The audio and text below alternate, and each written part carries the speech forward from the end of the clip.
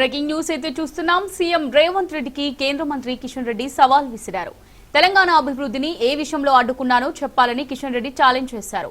Musi ప్రక్షాళనకు BJP వ్యతిరేకం కాదన్నారు. మెట్రోను తాము అడ్డుకోలేదన్నారు. RRR ను మోదీని ఒప్పించి తెచ్చామని కిషన్ రెడ్డి గుర్తు చేశారు. నేను ధర్నా చేసినప్పుడు మీరు అందరి ముందు చెప్పాను, మూసీ ప్రక్షాళనకు వ్యతిరేకం కాదు, మూసీకి చుట్టుపక్కల ఉన్నటువంటి పేదవాళ్ళ గురించి కూడా ఆలోచన చేయాలని చెప్పి, కృష్ణా నీళ్ళు తెచ్చినా గోదావరి నీళ్ళు తెచ్చి పోసినా మాకేం అభ్యంతరం లేదు. మూసీలో గలగల పాలినా కూడా మేము కూడా వచ్చి అక్కడ సహకారం అందిస్తాము. మూసీ ప్రక్షాళన చేస్తే ఆయన గడ్డపార ఇచ్చి పారదిస్తే మొదటి దారం నేను ఎత్తడానికి సిద్ధంగా ఉంది. ఈరోజు మెట్రో కట్టుకున్నాడు. మెట్రో ఏడగా ఇక్కడ పిల్లర్ వేసాడా, కాంట్రాక్టర్ వేసాడా, డిపిఆర్ రెడీ అయిందా, టెండర్ అయిందా? నేను ఎక్కడ అడ్డుకున్నా?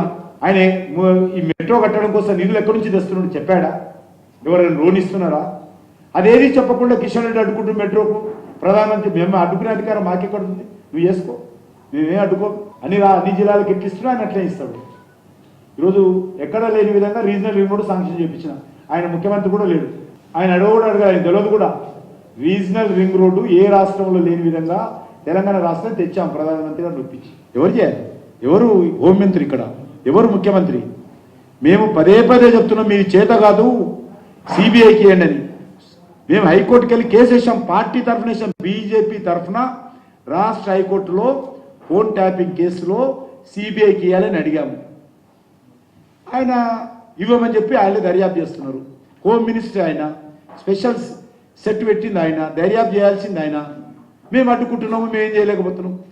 ఈ ఆరోపణలు వచ్చినటువంటి వాళ్ళు ప్రభాకర్ రావు గారు కానీ శ్రావణ్ రావు గారిని ఎవరు ప్రభుత్వంలో ఇతర దేశాలకు వెళ్ళారు?